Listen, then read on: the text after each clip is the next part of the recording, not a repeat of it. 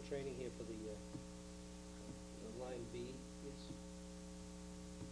I don't know if the training down below is part of that.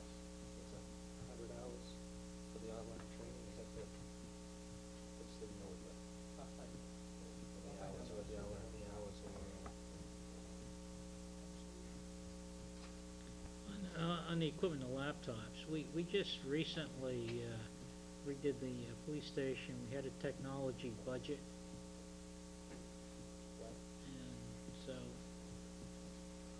I'd like to understand more what those laptops are for and why they're needed, given that we've just spent a tremendous amount of money on technology at the police station.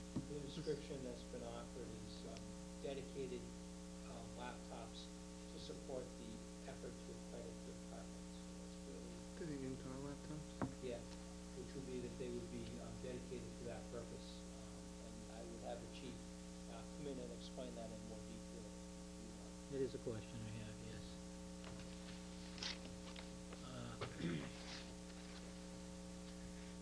What are RAD classes?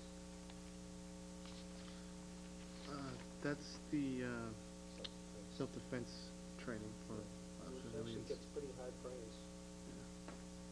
Okay, I just wondering what the term was. Rape, aggression, defense, that's what it is. It's they train civilians how to defend themselves. Okay. Oh, okay. Got it. All right. Next. Small money, but the teach, Mm-hmm. that's an interesting one. Other? Yeah, the other one. I wondered if it was too late for me to sign up. What? Third Right, item? Number 3, if you allow me to move on, I've included a letter that we received from a gentleman by the name of Andrew Petrosino. He's addressed a letter to you and to the Andover Selectmen.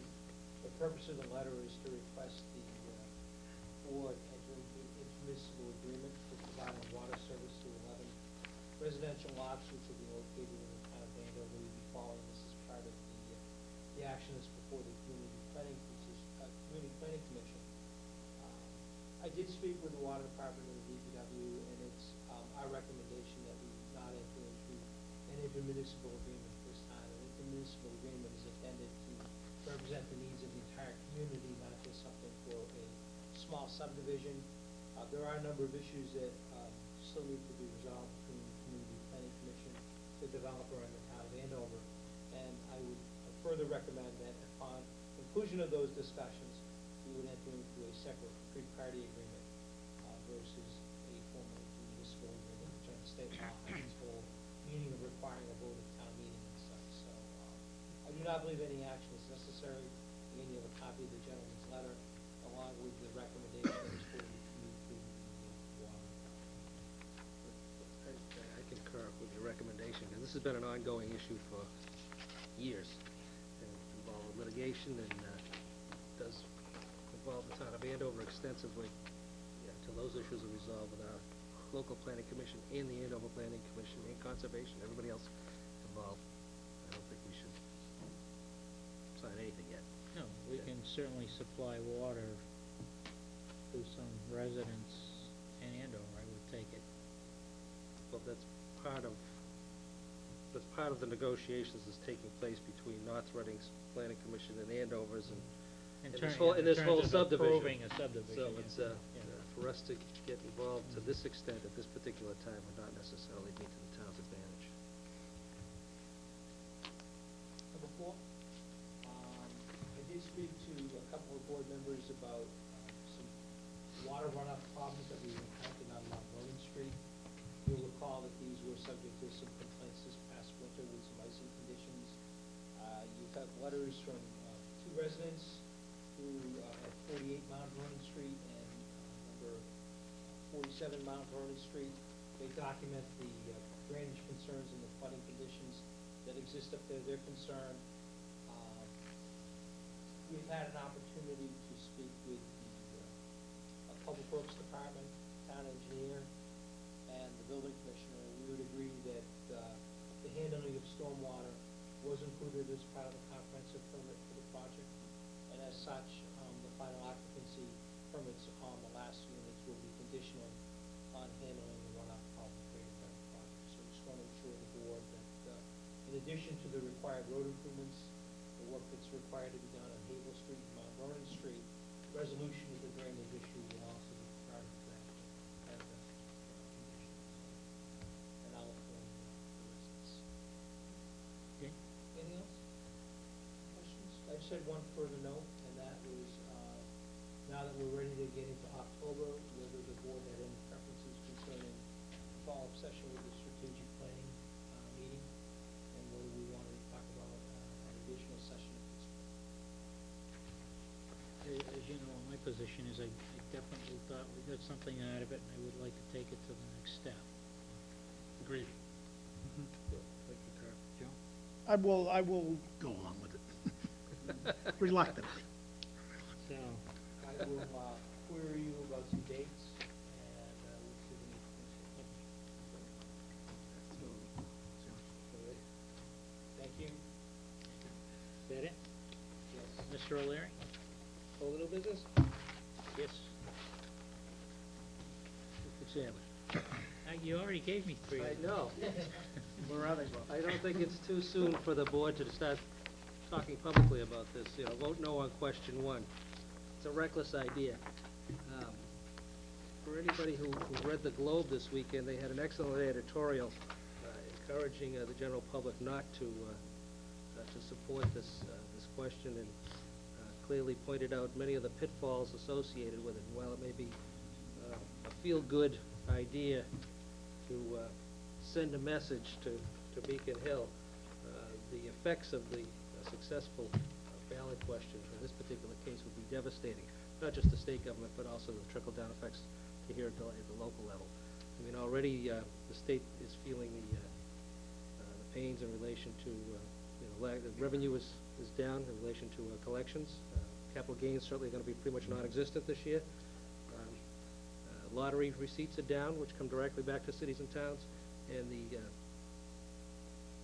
passage of question one would have devastating effects. And what's interesting is some of the groups and coalitions that have come together in opposition to this. You know, the Greater Boston Chamber of Commerce, as well as other chambers of commerce across the Commonwealth, Massachusetts Teachers Association, Massachusetts Association of School Superintendents, Massachusetts Taxpayers Foundation, which is a business-backed Massachusetts organization. The House and Senate Republican leaders even oppose question one. Believe it or not. As do people like me. So that it's interesting. Just one of the statistics I just want to just read briefly from the Globe. The state could stop spending every dime it now spends on local aid and every dime on human service programs, food banks, domestic violence, and homeless shelters, care for autistic children, substance abuse, and more, and still not have enough to make up for what is lost to question one.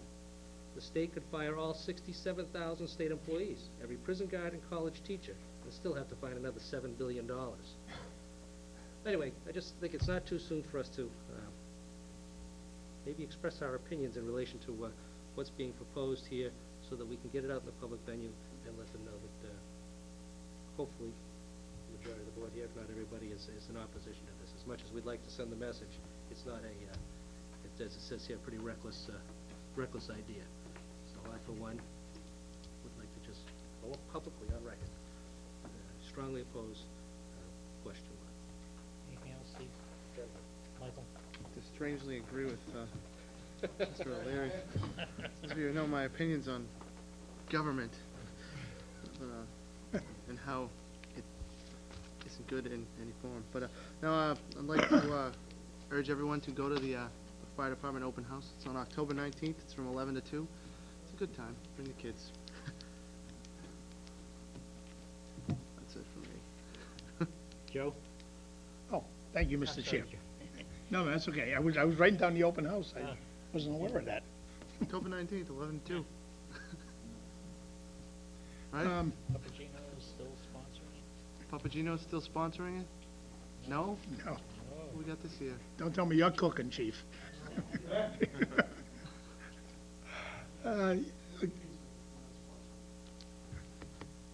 Yeah, I just actually had one thing, and, Mr. Valiakonis, I know that we're getting near the time when we're gonna send out for our, renewals on our licenses on our alcohol pouring and liquor stores and, convenience stores. Are we requiring them to give us a copy of all their tips trained people? We will require that that's the case going forward, yes. We are gonna, What we've done in the past is we've had them sign a statement that they certify that they'll comply with the board's regulations. Right. That all of their employees are tip certified. Right. From our perspective, they've indicated that they're certifying that that's Right. the case.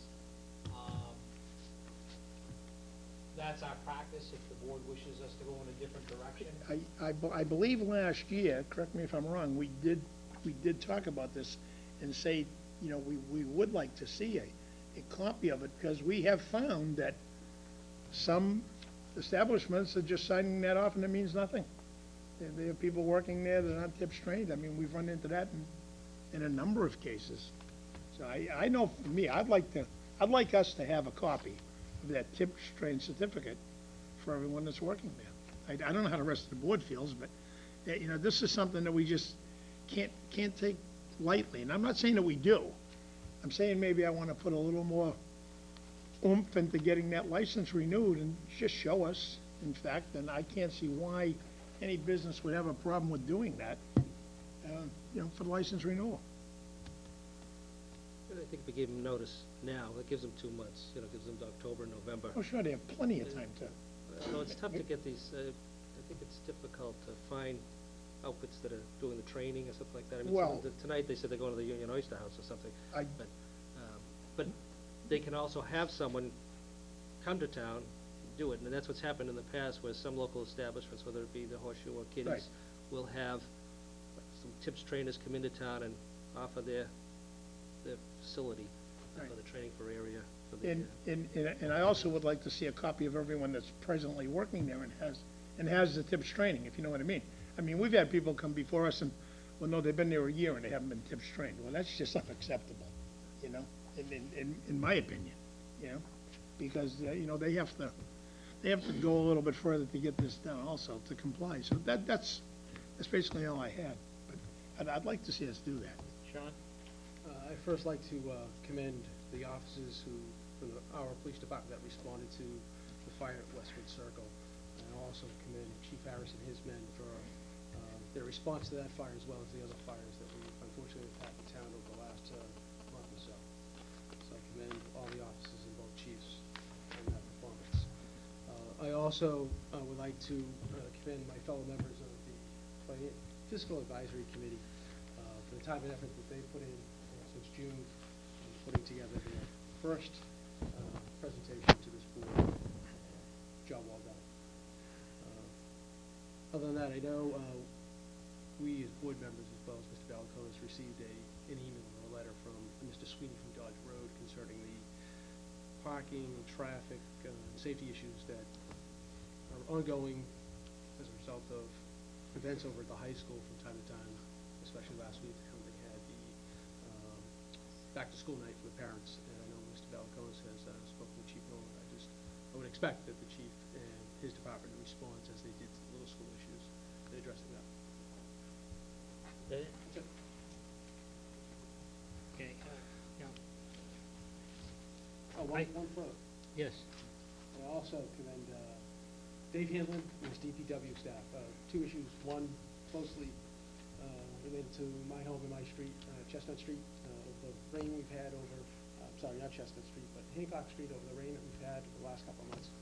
That's an unpaved road on Hancock Street, pretty much washed away in twice in the last 6 weeks.